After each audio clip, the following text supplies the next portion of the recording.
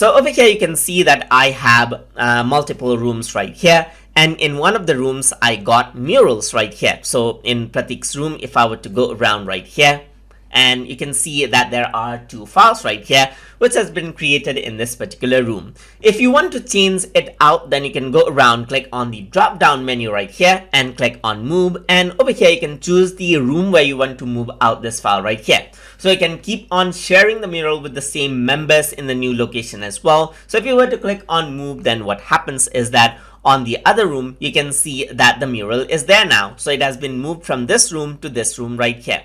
Similarly, you can go around right here. You can create an open mural, as you can see right here. Choose this out. So this will be created in the room 222 because that is the one that I selected. But I can go around and choose another room right here according to how I like, and click on create, and the mural will be created in that particular room. So rooms can be can behave like different groups, like a set of murals as well. So here you can see that this is one room, this is another room, and another room, and each of the room will have its own separate version of murals right here. So this is what you have, as you can see. So that is how you can create out rooms inside of Mural. So hope you guys learned something as always. And as always, please like, comment, share, and subscribe.